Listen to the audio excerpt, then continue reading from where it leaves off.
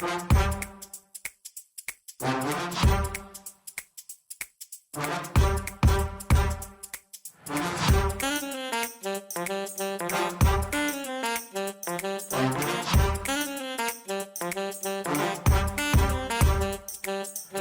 I'm Mike Maloney, and welcome to another CSRM podcast.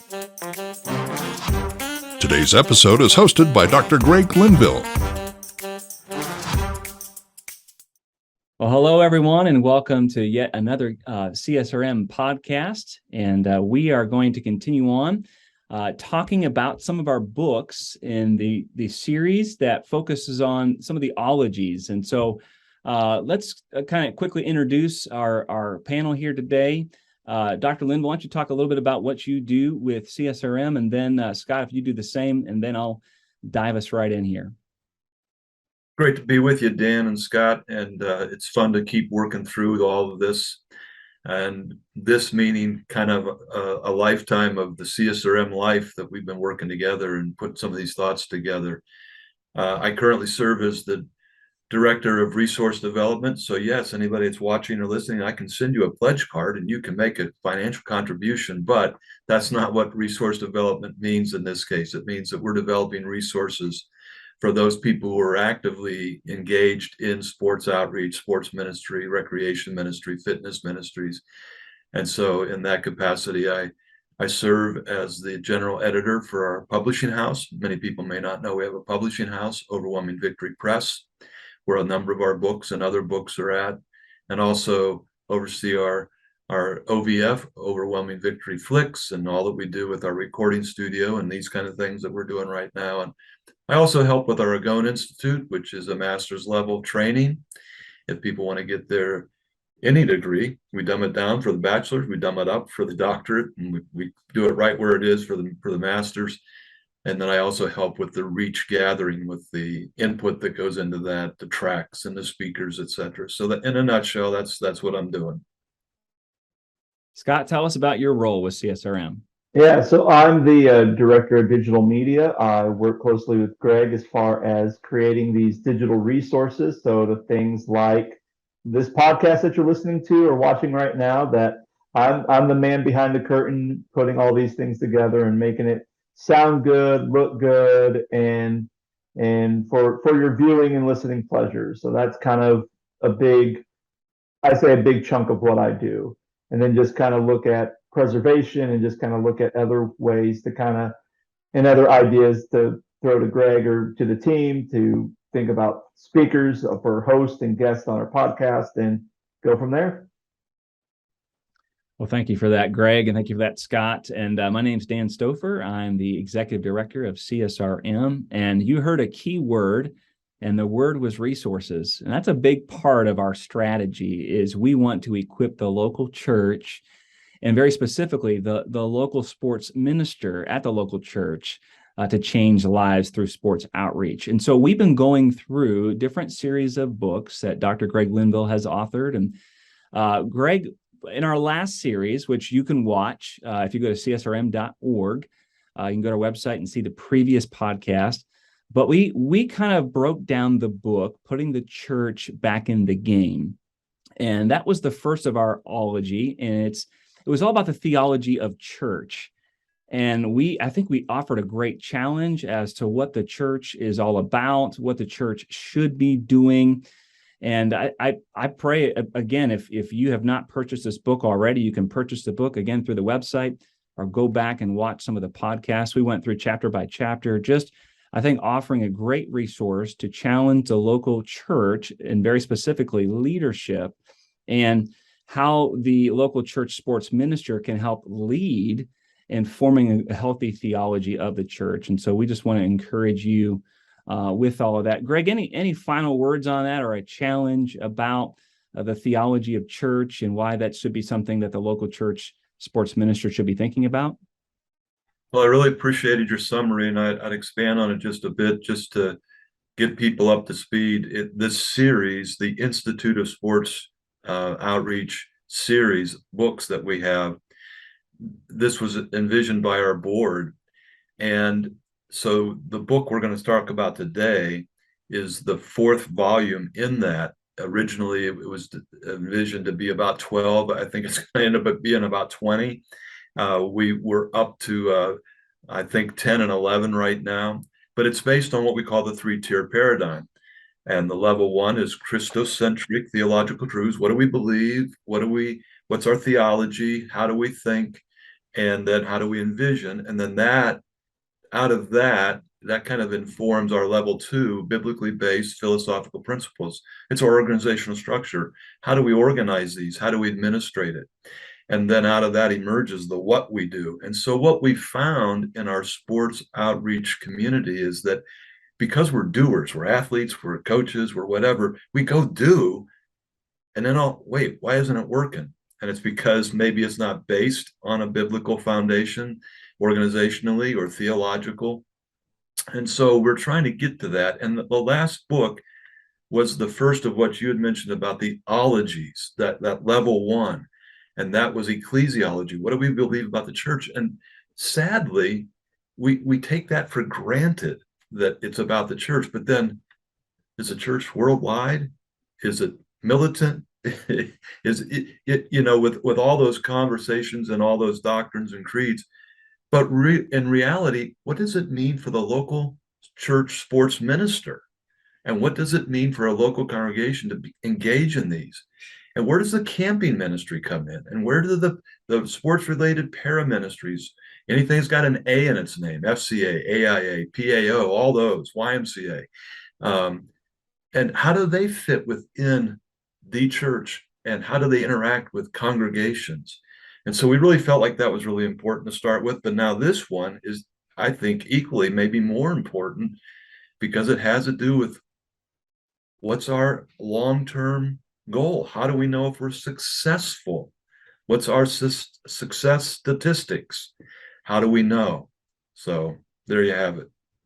Yeah, and before we dive into that topic and what that ology is, I think it's important as we talk about how this is the fourth book in the sports outreach movement series. Let's kind of break down some common language as to, okay, what is the sports outreach movement? And I've got the book in front of me here, and I want to highlight the four quickly, and then Greg, I'll turn it back over to you. You kind of break down exactly what these different movements look like within the sports outreach movement. First, we have the sports-related para ministries focused on elite athletes and coaches. And Greg, you kind of hinted at that just a few minutes ago. We'll talk more about that. And so think about organizations that are reaching athletes who maybe will get a D1 scholarship, maybe turn pro, coaches on that level too. And then we have a sports chaplaincy.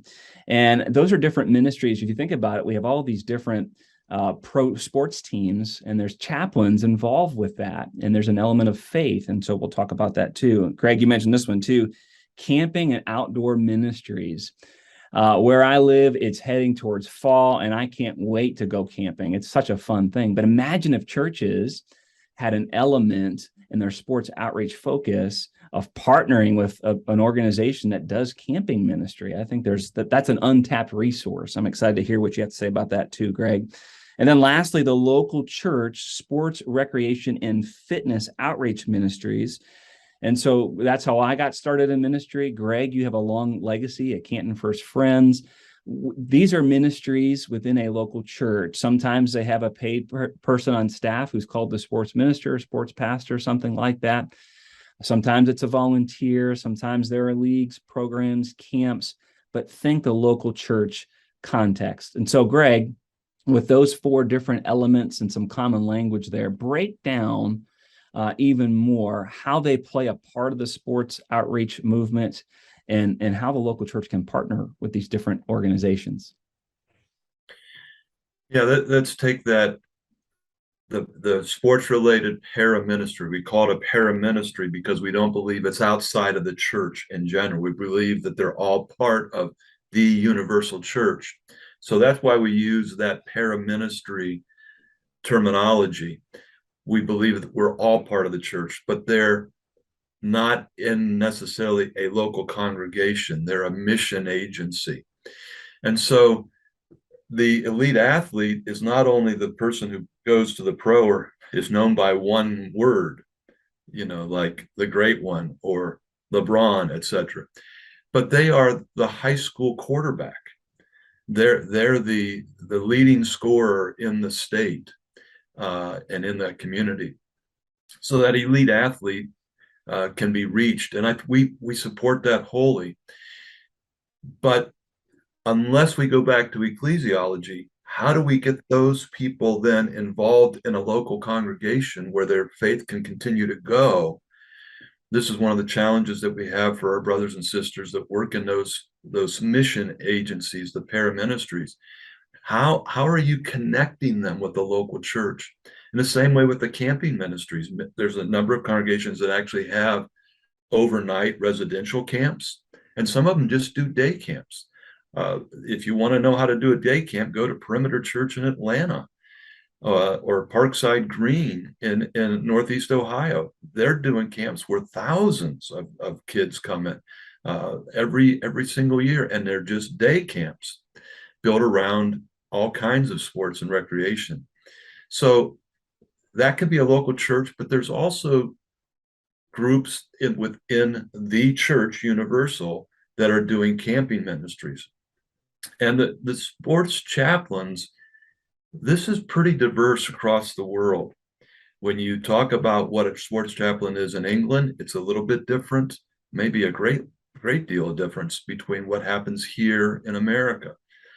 But we even now have changed the terminology from movement to community. And the reason why, and you're using the term there, that most of the sports ministry world uses, which is a movement, and it's a good word, but what happens is it often translates pragmatically to those paraministry worlds and camping worlds, etc., that they're doing their own thing and they're not part of the church. And that's why we want to call it a community within the church, and that we are these various communities and we are all part of the church. I say it again because we got to understand it. And so we're trying to help all of those communities understand what we're up against right now. And part of the reason that this book is written is because of where we are right now.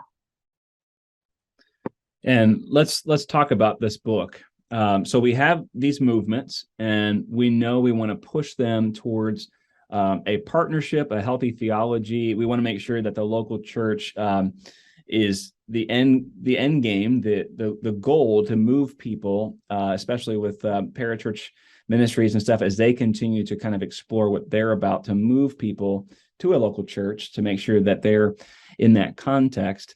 And so this idea of the sports outreach movement community, this next book, the title is called The Saving of Sports Outreach.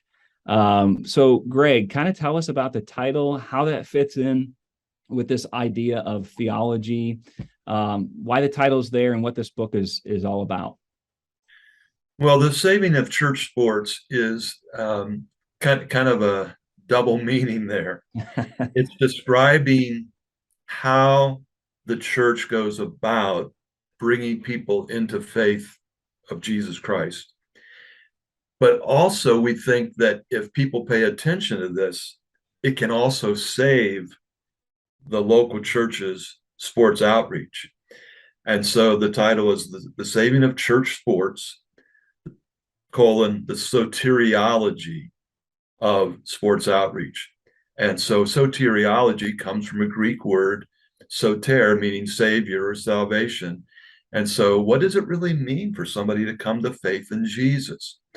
And the reason why this book was written is because up until about 1990, 2000, the fastest growing part of a local church, whether that was a physical plant of buildings and property, or the staff positions that were being added, it was in sports and rec.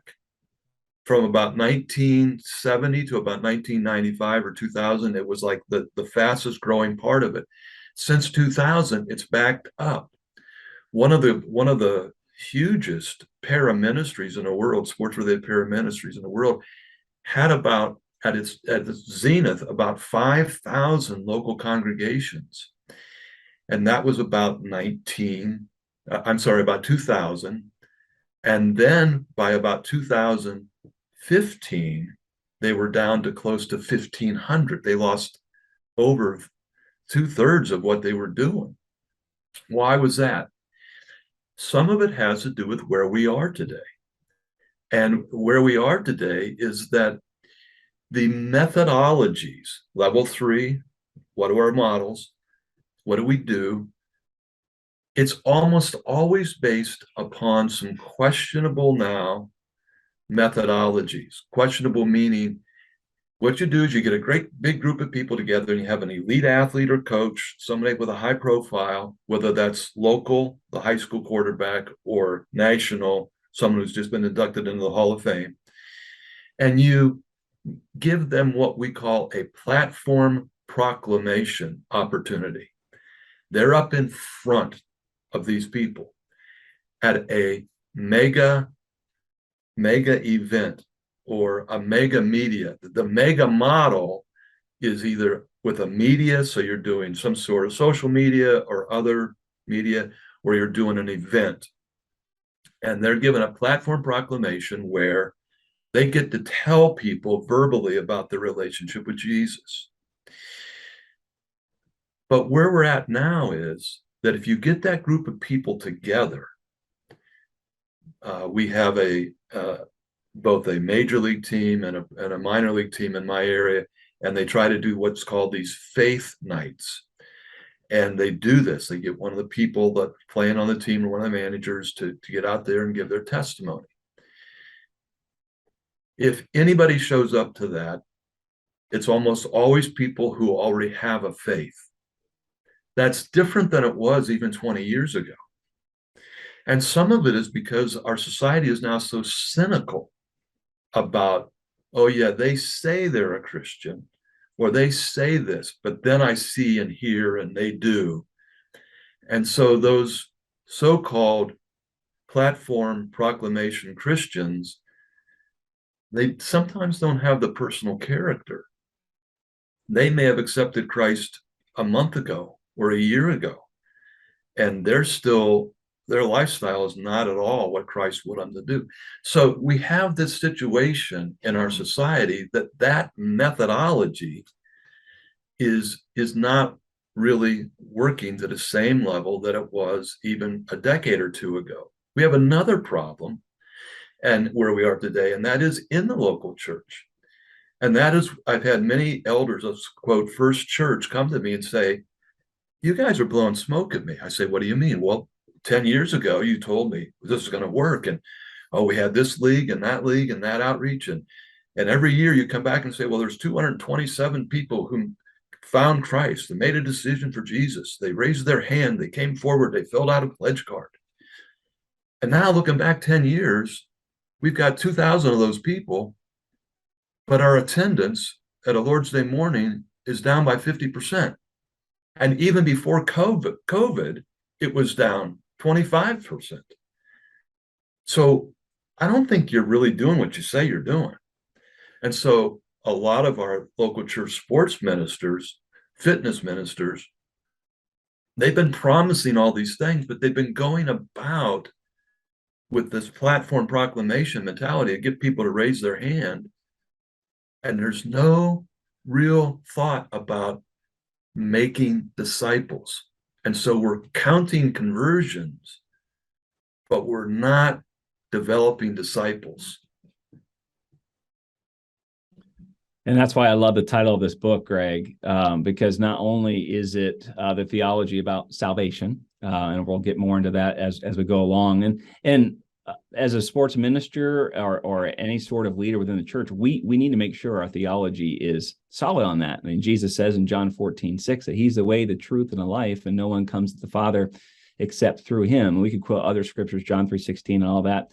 But a lot of times, we have to figure out, okay, so what does this look like? How do we know if salvation belongs to God, which it says in the book of Job? How do we know someone is saved? And then it is going beyond, Greg, I think what you're illustrating here, some large event, someone raising a hand, checking a box off of a card, old school coming down the aisle. And I've even noticed as a pastor, people aren't even comfortable doing that. So we have to figure that out. And as we do that, we are saving sports ministry within our local churches because we're making it more biblical. We're having a more holistic feel to it to make someone move from a day's decision to a dedicated disciple, as you were talking about there, Greg. And so we'll talk more about soteriology in our next session because we're out of time, believe it or not. So we just want to encourage you, buy the fourth book, The Saving of Sports Ministry. You can do that at our website, csrm.org. Just look at the store there. And then with this resource right here, this podcast, share this with your church leadership. Go through the book, read some of the book and watch the podcast, have a conversation, host a roundtable of like-minded sports ministers in your area. We just want to give you the resources to help you think this stuff through. So we're out of time today. We look forward to continuing the conversation next time as we talk about the saving of sports ministry. We'll see you then. Take care. The CSRM podcast is a production of CSRM and their production house, Overwhelming Victory. Dr. Greg Linville is the executive producer, and Scott Stedman is the associate producer and editor. To learn more about CSRM, visit csrm.org. For more information about Overwhelming Victory, visit overwhelmingvictory.org. The CSRM podcast is the flagship member of the podcast network Overwhelming Victory Radio. For more information on Overwhelming Victory Radio, or to listen to our partner podcasts, visit overwhelmingvictory.org/OV Radio. For CSRM Podcasts, I'm Mike Maloney. Have a blessed day.